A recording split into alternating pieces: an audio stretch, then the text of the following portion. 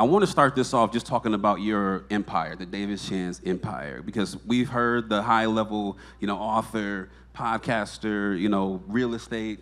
How do you describe all the things that you're into? I be doing too much. Just doing too much. Just like many of us, we have an idea and we go after it. Then we be like, ooh, I could do that though. And then I start doing this and that. And I am just as ambitious as the people that I tell, hey, you got to do one thing. You got to stay focused. Now, the good news is I've been blessed to be at a point where I've built something that allows me to make money so that I can fund some other things and hire some people to do the other things. But I still, at the end of the day, I'm just building. People are seeing, yo, this person's making multiple millions. But first off, you don't know how much of the multi-millions someone gets to keep, okay? There's not like I've arrived. We're all trying to get to that next level. So there's so many things that I'm working on. Like we got Podcast Summit coming up. The first year, 2023, we had about 750 people in Miami, but I lost $250,000. So some people said, oh, you had all these people there, podcasting event is dope. Well, I lost $250,000 out of my pocket. And the very next year, in Atlanta, we had 1,100 people there, and I broke even. And like, well, at least you broke even. Well, who wants to spend 5-6 months of their life building something to not make any money? So this year we're doing it, and every year, I was just telling you in the back, every year I'd be like, man, I'm not doing this no more. And then we do it again. People are like, yo, I had a great time, and then we just do it again. So I think the way people see me and how I see myself, vastly different, but I know I'm going somewhere, and I don't think that process will ever stop. Yeah, I mean, there's so many people that came here this morning on a Sunday morning for not only inspiration, but to figure out their way. They're trying to navigate this thing. And there's something to be said for, you know what, I am going to prove people wrong when I can do some things, but there are some painful realities about entrepreneurship that if you're gonna do this, you just have to accept. Can you talk about, from your perspective, what are some of those things that if you're gonna do this, it's painful, but you gotta accept it? I think you gotta go after it every single day. You have to be willing to lose.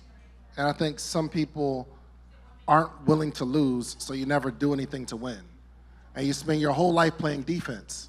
I don't wanna listen, since I was working at the Cheesecake Factory, I'm the person that on the 22nd of the month, I've got rent coming up on the 1st, I'm taking my whole rent, I'm gonna print up these t-shirts, and I'm gonna sell it because I'm betting on me that I'll have my money back by the 1st. I've never stopped that process. I go all in. And I think that's the first thing we have to decide is, am I willing to lose? Not that we're like manifesting losses, right? But you can't be so scared to lose that you don't do something to win. And I'm telling you, it's a part of the game. So you have to go. The second thing I believe is this has to be a lifestyle for you. And I think we have a good idea and we go after it today and tomorrow, but in 6 weeks, it's something that we're doing, but it's not something that we are. You understand what I'm saying? I don't have to be motivated to get up and work every day. This is what I do. This is who I am. Some people think that I'm like, yo, I podcast because it's a good idea, and I can interview people, and I could connect with people, and I can make money, but I've been interviewing people since I was working at the Cheesecake Factory. I find somebody interesting, kind of weird, broken mindset, but I thought only white people can get American Express cards. So when a black person pays for their meal with an American Express card, I'm like, what is this? How'd they let you in? And I start asking questions. First time I serve somebody and they give me a black card. In my mind, it's reserved for rappers. I'm like, what you do? How you get that? And I don't know if I'm supposed to ask my guests that working at the Cheesecake Factory. How you get that? You rap? You play ball? They're like, no, I'm an entrepreneur. Okay, what do you do? And I start interviewing and I start having these conversations. So podcasting is so natural. If I have, like we were talking backstage, there's no cameras, there's no mics, there's no streaming. He tells me about something that he's building, 25,000 square feet. I'm like, how'd you do it? If I'm at a restaurant and the waitress seems interesting, or the waiter at the grocery store, I have conversations because I'm curious about people. I'm saying this is a lifestyle. You're not going to catch me off one day or off for a week. And I think we only think about the business that we're doing when we think about it, or when someone's talking about it. Then we're super passionate. But you have to make it a lifestyle. Yeah, but so many people in this room feel like they are locked in like you are, but they aren't seeing the success that you are. What is typically the reason that they're not seeing the success? Something's broken. Not the business isn't broken, but something is broken. If there's a let's say, for instance, you come out your house and you try to go somewhere in your car, but your car doesn't start. We don't say, you know what, I need a new car. I'm gonna throw the whole car away, right? We try to open the hood, try to find out what's going on. A small spark plug can stop your car from moving. But if we just keep trying and we keep trying, we get frustrated, the car is broken. We're not looking for the spark plug that's broken. There's something wrong. It could be your messaging. It could be the words on your website. You think when you're talking about your business, when people don't buy, it's because they don't want to support you. Well, really, you suck at sales, and you don't talk good. And you're not talking about the outcome that the person's going to get when they buy your product. You're talking about all the features. It does this, and it does that, and this is why you need to do it. And you start telling your whole long, drawn-out story, and nobody cares, which means if I'm not making sales, I need to pick up a book on sales, or I need to take a sales course. There's something wrong with it. And you have to start asking yourself, okay, what is that? And if you really start to interview your business and the process that's going on, you can find it. I'm having a hard time getting people to the website. Well, there's something wrong with the marketing, right? But if you care enough to look at the analytics on the website and you see a bunch of traffic to the website, but nobody's buying, what's wrong? What's wrong? The website isn't converting, which means we need to find an expert or a coach, a mentor, somebody that can look at the website and say, hey, why isn't this converting? And guess what? In 10 seconds, somebody that knows what they're doing will say, oh, you don't even have the buy button high enough, right? So there's a checklist of things. If the business isn't working, you're not making money, there's a reason. It's your job to find out the reason and get someone outside of you, because I know you think that your idea is so dope and it sells itself, and nothing sells itself except crack. Or, you know what I mean? Something like that will sell itself. You don't have to convince anybody. But there's something wrong. You have to look outside of you and say, hey, well, if somebody didn't buy, hey, why didn't you buy this? Or find somebody that's been successful to give you some perspective of what you're doing. Yeah, I don't want to go further without seeing who's in the room. Who in the room is an entrepreneur, a founder? All right, who is maybe a content creator, or who's on just the career growth track, and you got a job and you're just building your career? I saw a couple people raise their hands several times. So, who raised their hand on every question? Okay, gotcha. So I got confused here for a second. So interesting, in the beginning of this conversation, you talked about, you got a lot of stuff going on. And I saw this quote from you. It was from a little bit ago, so we're going to talk about what's changed. And you said, my biggest mistake has been allowing other ideas to distract me from the idea that's in front of me. I've learned that suppressing my creative ideas are hard to do, but it's a necessary thing to do for my success. And people see you now doing all these things, but it's different when you're starting and you don't have the success you have yet. Can you talk about the time, milestones that it takes to be able to do multiple things before you find no success doing anything?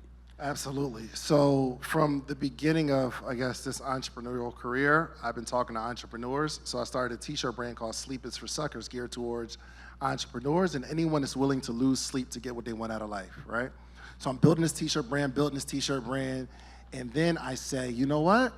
I want to start speaking, because building a t-shirt brand is hard, especially back then. It's even harder now because anyone can print their own t-shirts, right? But people kept asking me, hey, Dave, how did you leave your job? How did you leave your job? So I began to tell people, and my mentor, Eric Thomas, he said, you need to write a book. So I wrote a book. So now I got these t-shirts, and I'm writing a book, and I wrote a book. And then when you write a book, people want you to speak at their events or at their schools or whatever. And I'm like, all right, well, I started this little speaking career. But I started taking the money from the t-shirt brand, which was the foundation, to fund writing the book. I took the money from the t-shirt brand to fund getting a website to be a speaker. I took some of the money from my t-shirt brand to hire somebody to handle kind of like the incoming speaking gigs. So I believe many people pivot into something else because the thing that they're doing isn't working. I think it's necessary to pivot into something else when that thing starts working, and you could take some money and hire someone or some sort of process to do it for you. So I do webinars, but I don't really know a whole bunch about webinars.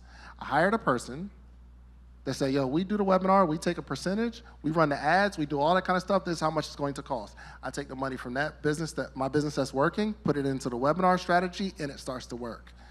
So we are moving away from the idea that we're building because it's not working and we see something else that we think is gonna be dope, but the only reason we're doing something else is because the thing we're doing isn't working, essentially, because we haven't looked under the hood to find out what's wrong and why this isn't working. So it's hard for me to tell people like not to do all the things that you wanna do.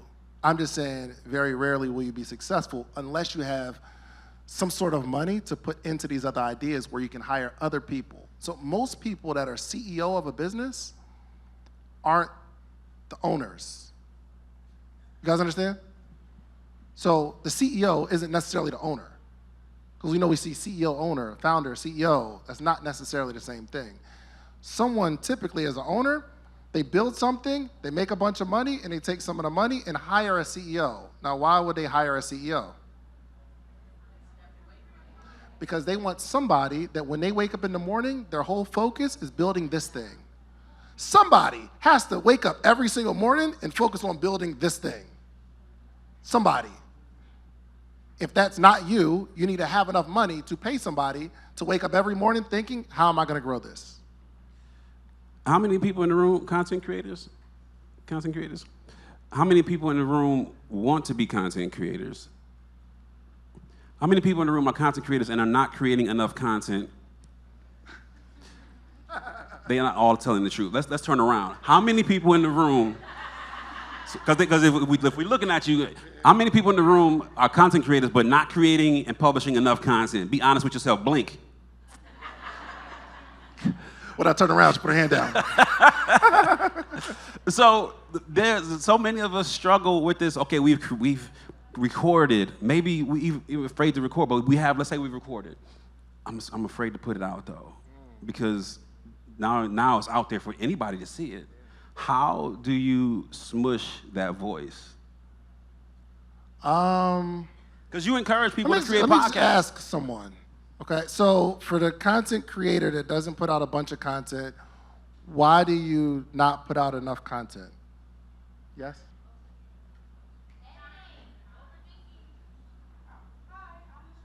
Hey, LaShonda.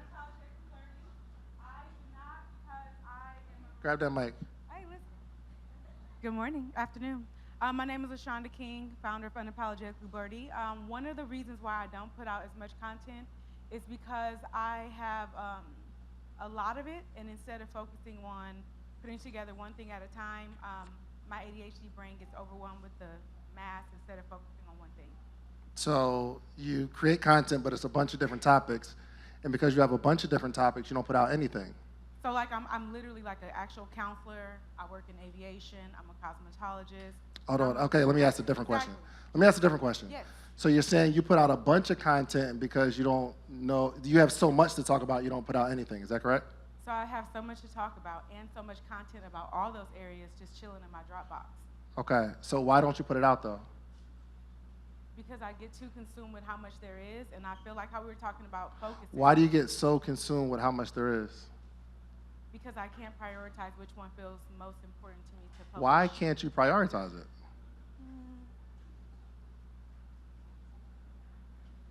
Why can't you see 5 things and pick one? Because I'm LaShonda. I don't believe in picking one thing. I mean, I'm very polyamorous as a human. So I have 2 hands and I can grab multiple things. So I tend to grab more than one thing at once. But you're lying because you're not picking up you're not grabbing anything. You believe in picking 2 things, but not picking anything. Okay. We need to interview our issue. That's why it's hard for me to give one answer, because if we really think about it, what we're saying doesn't make any sense. I know I could pick up a bunch of things, so I don't pick up any. And we say, okay, I don't want to pick one, but I want to pick one because I want to build something and I want to create content, but I don't know what type of content to create. But it's not that you don't know how to pick one, you just don't want to, for some reason. You got a bunch of stuff in your Dropbox, there's a reason you haven't just like grabbed one and posted it. I'm not saying I don't post any. So the actual mass of how much content I have, / oh, let me go post a hair post here. Oh, I traveled to this hostel in Mexico and it was dope, let's post this. Oh, you know what? It's Pride Month and let's talk about queerness and intersectionality. I post something there. Do you think that's a good strategy? No, absolutely not. So why do you do something that you don't think is a good idea? That's the part. I need to find a coach for me. We just, not really, you just stop. What I'm saying is we do stuff. I love you, give her a round of applause, okay? We don't really interview ourselves. I didn't give her no answers. I'm just asking questions, okay? Why do you do something you don't think is a good idea? That's a hard thing we know. If I ask her, okay, would it be better to have a brand that people recognize you for a thing? She'd probably say, what? Yes.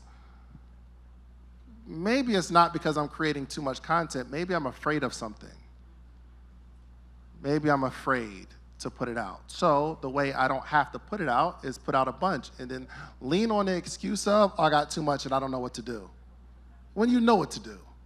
Anything that you all tell me, oh, I'm afraid, I don't like my own voice. You've been listening to yourself for all of your ages. What are you talking about? If you don't like it and you know you need to put it out, just record it and don't listen to it and put it out. See what other people like. And guess what? I don't know why y'all think y'all got millions of followers and there's millions of people gonna listen to it and start judging you. Nobody even gonna hear your stuff, not in the beginning. Nobody's even gonna hear it. So what I'm asking you to do is to put something out, because this is the worst content you'll ever create with the smallest audience that you'll ever have. And guess what? You got time to get better until anybody notices who you are.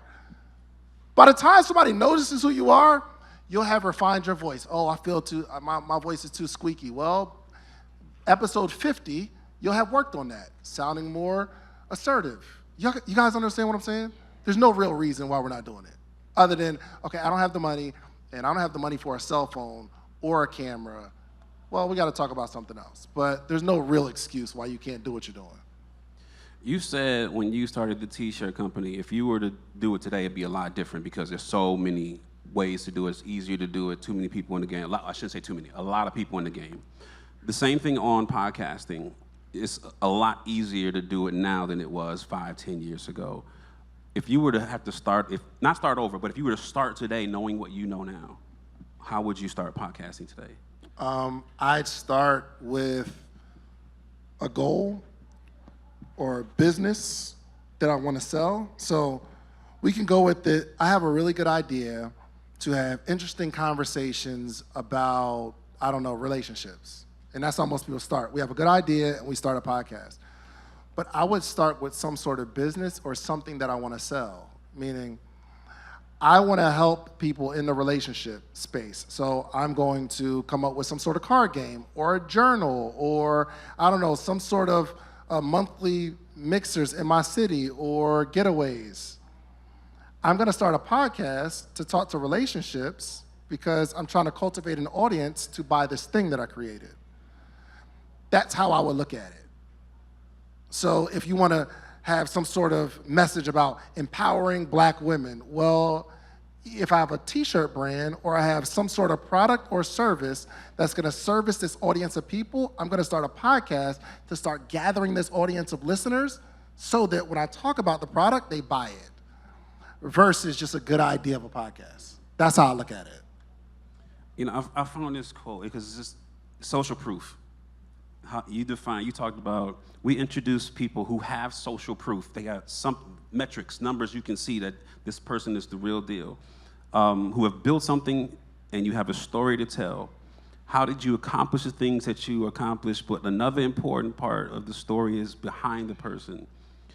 because that's how the how-to is one thing, but if you can get the story of somebody, you realize that the thing many people use as an excuse, they used for a reason.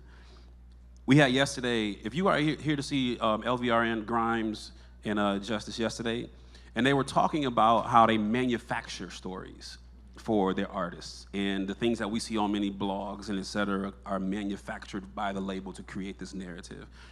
Can you talk about how you ensure the people that you're presenting and that we should be getting advice from, how do we ensure they're credible in the flood of YouTube videos and Instagram and TikToks for people who ain't built nothing but got all the keys, apparently? Yeah. It's difficult. I mean, it's almost difficult to find out if a video is a real person or not now. Somebody sent me a video yesterday that was AI, but it's like a real person talking about it. And my friend made this video with this guy, older white guy, on a beach with a hat that says "Sleep is for suckers" that I never made. And he said, "Hey man, I can't wait to get the podcast summit." I was like, "Who is that?" It's like, it's AI. I was fooled. So I don't really know. I don't know how you can make sure that someone is who they say they are. I have no idea. I don't. We can look at the comments of their content and see if it's real people that have a real affinity for the person, but good information is good information, period. So you have to know what you're lacking and try to get the answers to your questions. Again, it's hard for me to say this person is a certified. Pinky Cole just went through a business thing, and she's very public about it. $100 million business. And she talked about losing her company. And there were some inefficiencies in the business struggling. But on the outside, you're looking like, oh, slutty vegan, popping up stores, and she's super transparent about it. She's like, that's not how that works. But do you not take advice from Pinky Cole? She is the GOAT. But if you have a question, it's on you. It's like, remember I said, there's a list of things that's not working. It's on you to find the answer to one of the things on the list. And you ask multiple people. I've got some great fitness advice from people that were extremely out of shape. I got some great advice, but it wasn't about the deliverer of the information. It was like, oh, I got some information, I can apply this to my life. Let me cross-check that information. I don't care who gave it to me, with maybe some other people. Oh, some other people said the same thing? Cool, I run with it. I'm no respecter of person. I don't care what you do in the back end of your life. I need information, and I'm gonna go get the information. And I don't trust people, so I think everybody's lying, for real. For real. What are you currently learning? How to be a better leader. I'm not that good at it. Especially in my staff, my team, learning to communicate with everyone in the way that they need to be communicated with. Trying not to yell at my kids so much. I don't yell a lot, but sometimes they need to be yelled at. You know what I mean? I'm trying to learn how to be a dad. I'm trying to learn how to be a husband. I'm not that good at it. Am I, Dre? I'm not that good at it. I'm working on it. It's so many things. I have a laundry list of things that I need improvement on. So there's a lot. There's a lot. You know, I love that you talked about, you know, when you're not good at something, you bring somebody in to do that thing. You know, you said the education online, those sorts of things. How have you, or how are you leaning into, if you haven't done this so far, designing your life in a way that allows other people access to take the things away from you so that you can still live a comfortable life? Maybe comfort is the wrong word, but an efficient one that you want to live instead of creating jobs for yourself all over the place. I don't know, because I kind of like the jobs that I create for myself. So I say, okay, I'm doing a lot of stuff, but if I wasn't doing a lot of stuff, I don't know how happy I'd be. I've accepted who I am. I go on a vacation, and I bring my laptop, and I work on the vacation. And people will say, you're on vacation, can you turn it off? The question is, do I want to? You just don't see how happy productivity makes me. So should I not be productive on a vacation because you think I'm supposed to just sit on the beach and do nothing? I like the life that I built, even the parts that I've created that aren't as comfortable necessarily. Like, should I be doing another event? Probably not.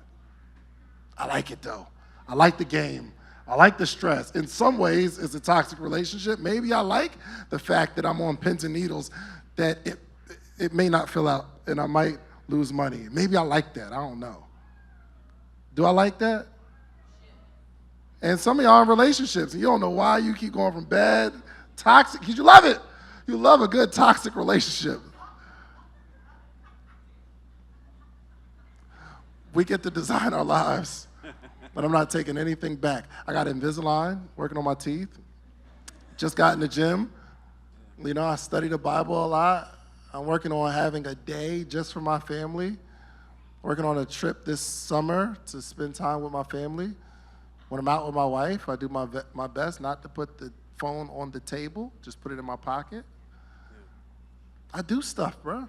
I don't know how, I can't even explain why I like the stuff that I like, and I can't break it down for you because my advice might not fit yours. But I love the game, and I've made my life a lifestyle. I'm not trying to create something for somebody else. What does it take to keep an audience engaged long term, not just, creating, a viral moment, but creating a community and people who will follow you wherever you go? Because whatever you do now, you've built an audience that will follow you. How do we get there?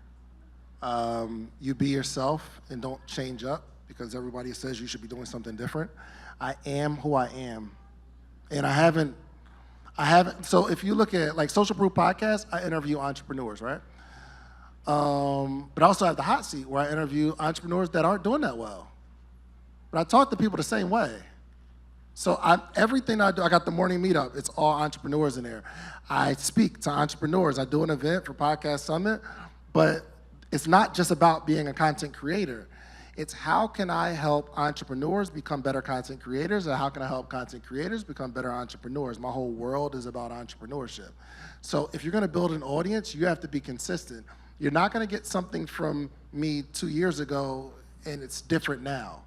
I will grow, I'll get better at my message, but I think we have to be us, man. And I think being ourselves is so difficult right now. Oh my gosh. It was harder being yourself like 20 years ago because all you saw were you and your friends in your neighborhood. But now you get to see everybody else being what you want to be. And you don't know what you want to do anymore. You don't know how you need to be. So people were saying, okay, I shouldn't cuss like that. Then we see Gary Vee come out and he's cussing. And we're like, yo, ooh, I can cuss. And then we see somebody else doing, like not doing it, and somebody else gives advice and says, hey, you need to watch your mouth and don't offend nobody. So you don't want to offend anybody because you're being like the last piece of advice. And then somebody else says, no, you need to be yourself. You're like, oh, okay, cool. You don't know what you want because we have so many people that we can see nowadays on social media. And I've been really, really good at not chasing someone else's life.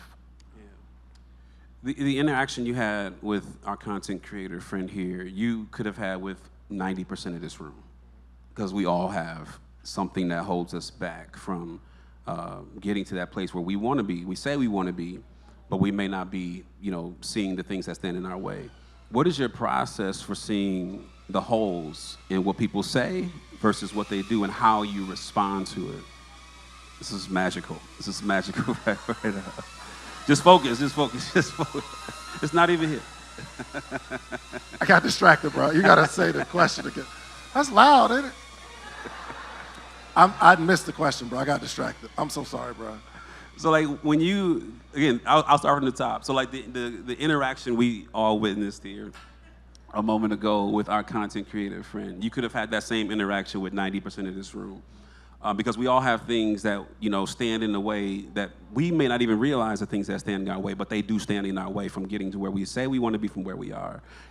How do you spot the holes in what people present to you as, this is where I want to be, here's where I am, and how do you help them diagnose for themselves and turn the mirror on themselves to find the solution? Yeah, I ask people why a lot and just get them to keep talking, because eventually the more they talk, the more they will reveal.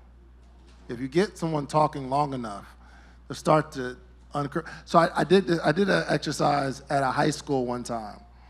And I was telling the young ladies the question of why is the most powerful question you can ask. So I had this young lady come up on the stage and a guy come up on stage. And I said, ma'am, I want you to ask this boy this question, why?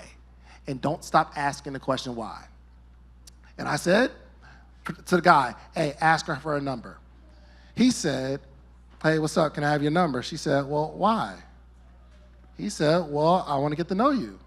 She says, why? Why do you want to get to know me? He said, well, because I think you're attractive and I think we'd be good together. She says, why? Why do you think we'd be good together? He says, well, I mean, you look good. And she said, well, why do you think I look good? And then the guy said, man, never mind. And I asked the young lady, what did we learn today? Was he really interested in getting to know you?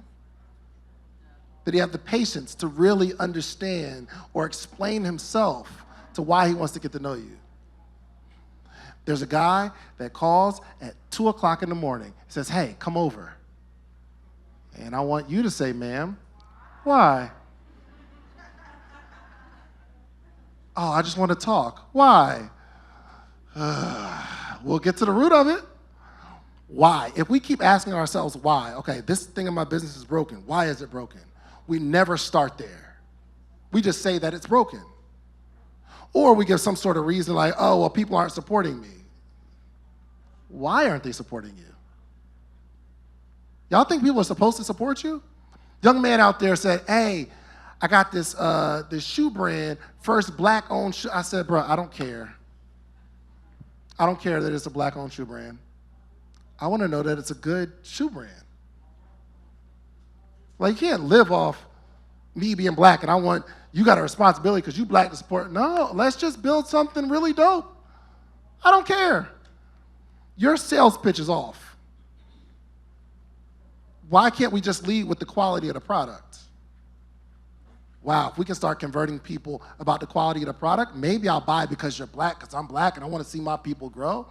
But if you could sell me on the product first, there's so many issues.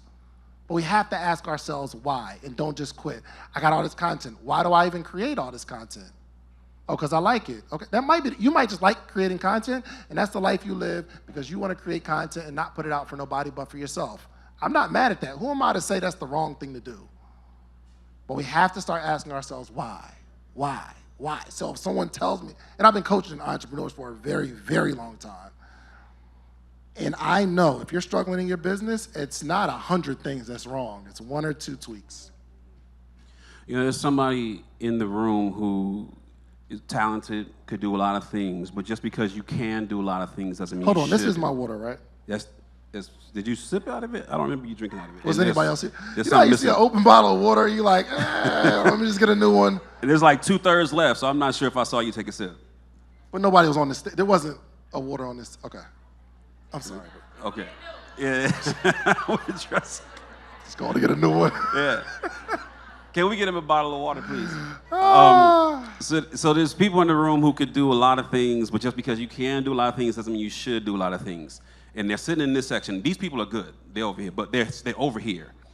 Help them figure out their unique value proposition, the thing that they should be doing versus all the things they could be doing. We'll talk to them over here. We're just going to look vaguely in this area. Yeah, my mentor said something dope. He said, you have to find your gift.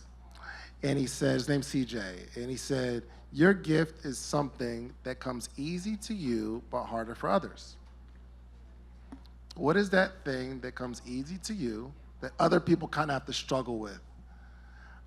There's some people that are trying to be extroverted when you're not extroverted, you're introverted. Becoming an extrovert is hard for you.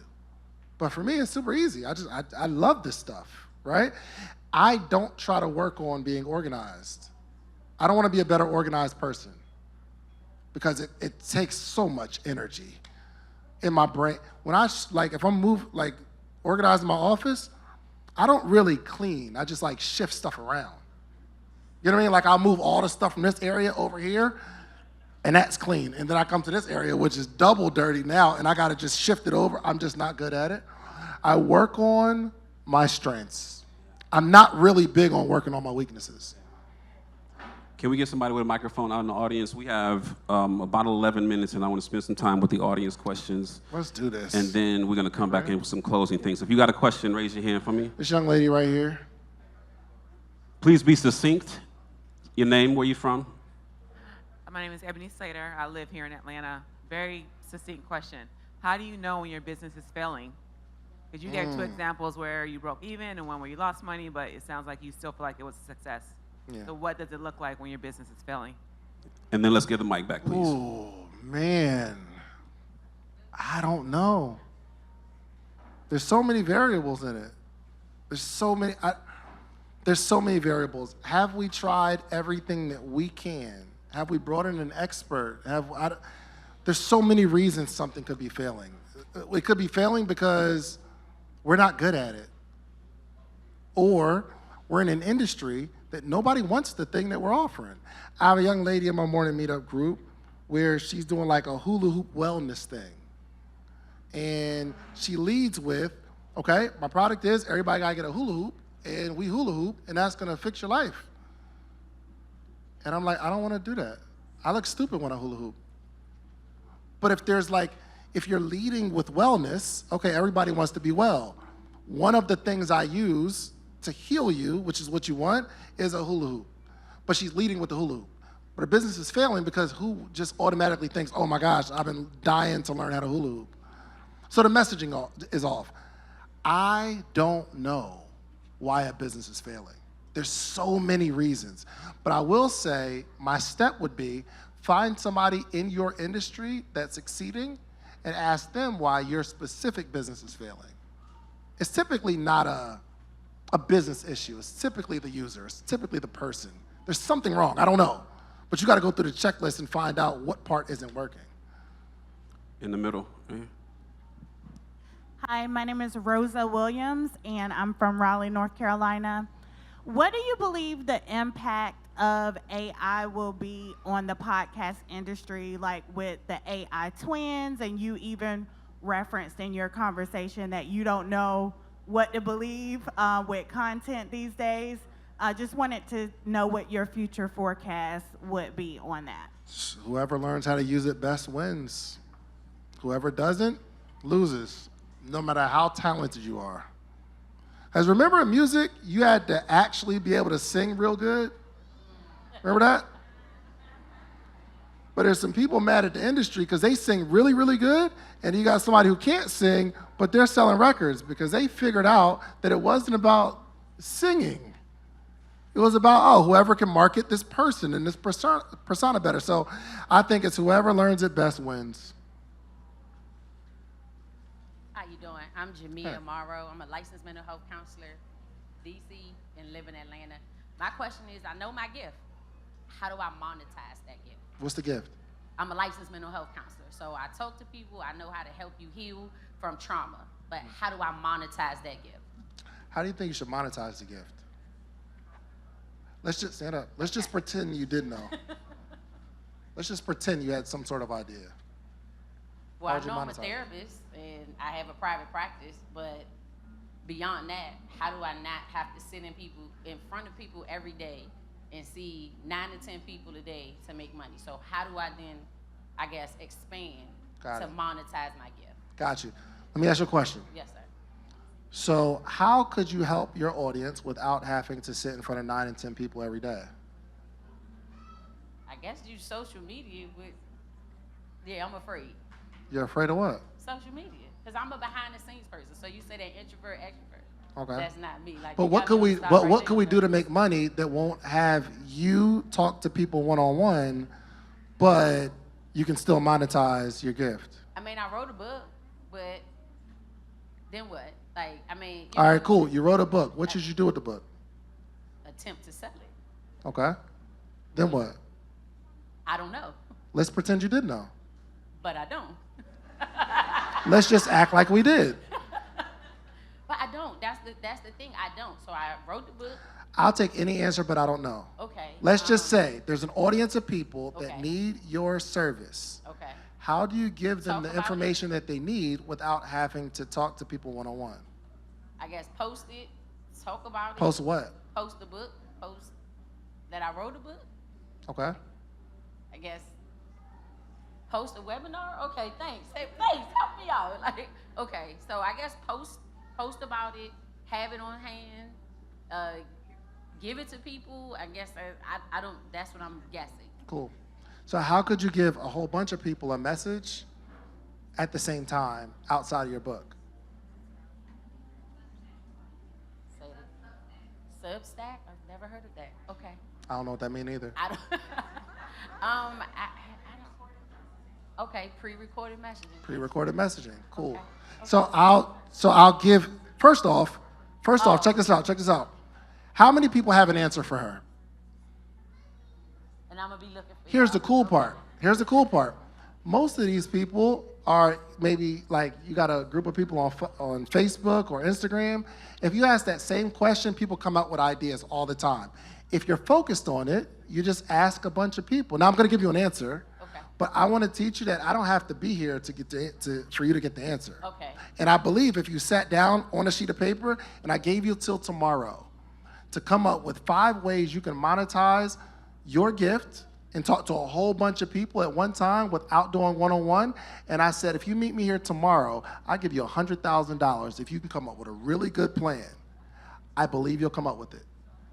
I don't believe she'll sit there like, I don't know, I just take the 100,000. No, I wouldn't. I know.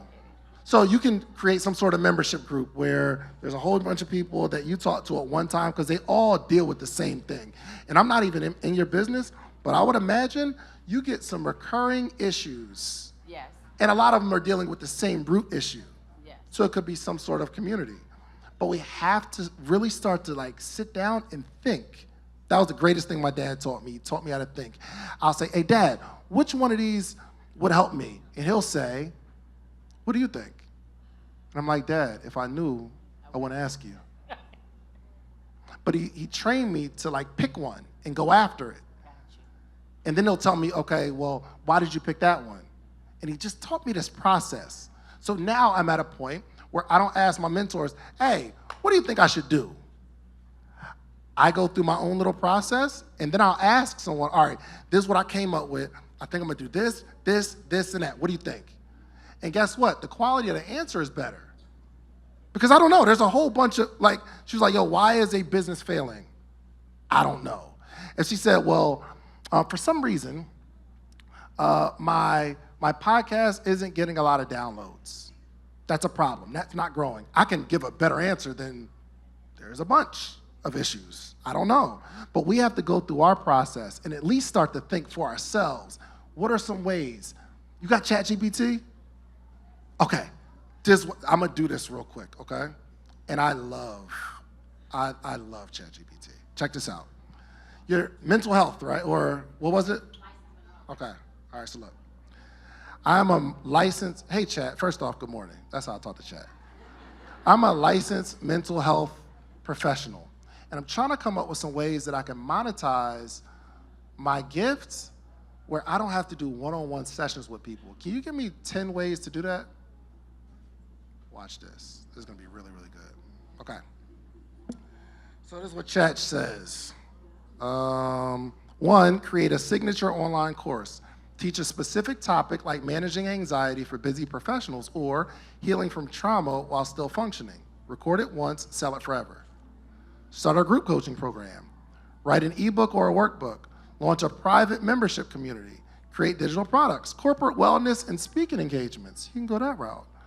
Offer supervision or CEU training. What CEU mean? You know, I wouldn't know. You ain't even have to come out here for that. But if we start thinking, how can I get the answer? We got it in our pocket. I just asked ChatGPT. I asked ChatGPT weird stuff too, bro. We got time for one more. Please be succinct. Hello, I'm Brittany Prince, and I am from Manning, South Carolina, currently live here. I currently work in DEI. I have a doctorate in public health and working with equity. in the current climate where a lot of people are getting laid off, my consulting firm has definitely taken a big hit.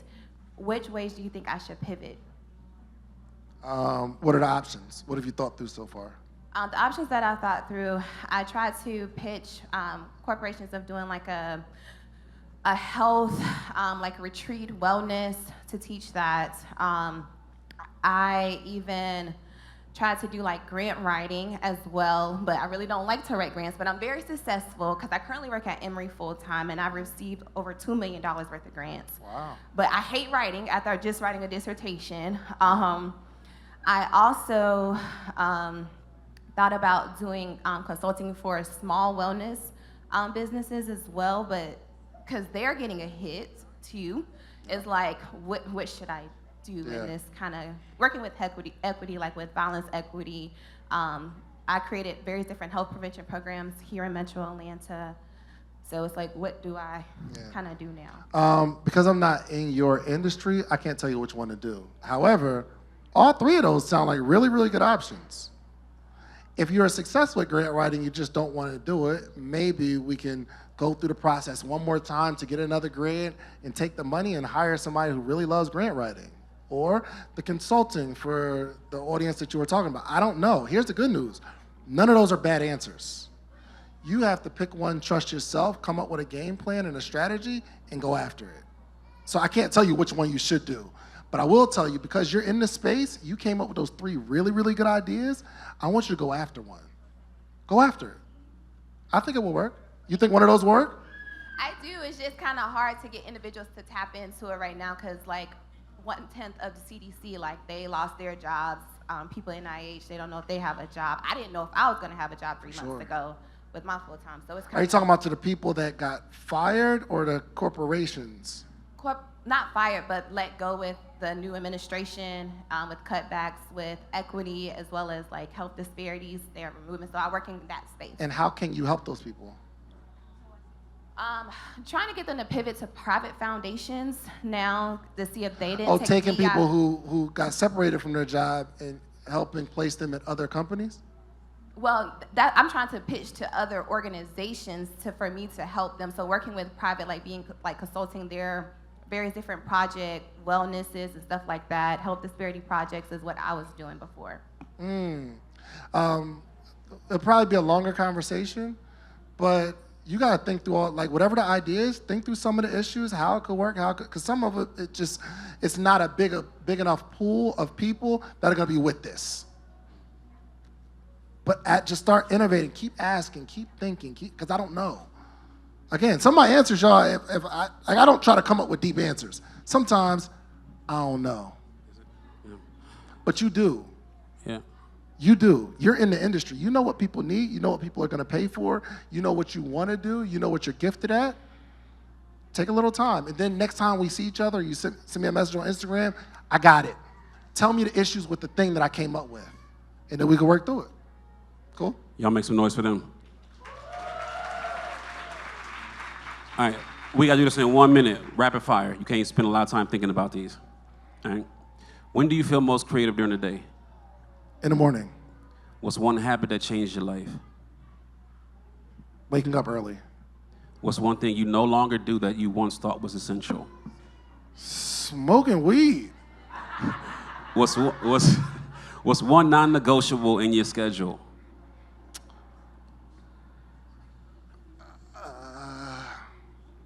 Seeing my kids. What's the most important thing your space, home, or office must have? A computer. What's a luxury you didn't allow yourself early on, but you now prioritize? Family. Golly. What's the most helpful tool or app in your business life? ChatGPT. Love that joint. What's your rule for saying yes to new opportunities? Say it again. What's your rule for saying yes to new opportunities? Just say no off rip. What's your favorite way to reward yourself after a big goal is hit? Play Monopoly with my friends. What's your favorite way to reward yourself after a small goal is hit? Play Monopoly with my friends. When do you know if it's time to pivot or let something go? Comes with experience. What do you wear when you want to feel powerful and focused? A suit. My wife likes my suits. I don't wear suits. Last one. If your life had a soundtrack, what would the opening track be?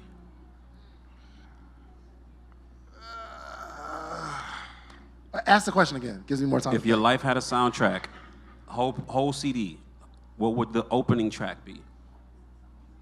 Is it a song or I'm creating a song? No, your life has a soundtrack, which means there's a lot of songs that mean a lot to you. Yeah. But what's the first track?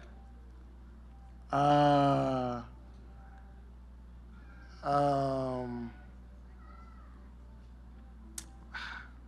me out, y'all.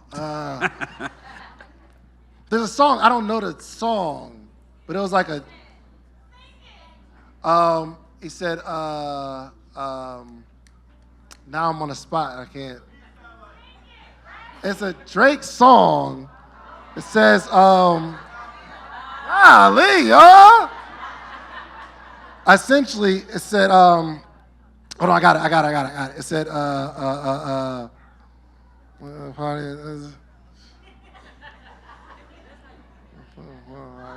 oh, he says something like, people say that I work so hard. They say I work so hard, I work too hard, I probably do. But even though they're probably right, man, it's probably true. While my friends are out there partying, I'm just making all the songs that they party to, essentially. That's one of my favorite songs. Whatever song that That was a was, we struggle. can figure it out. David Shands, y'all. David Shands. Thank y'all.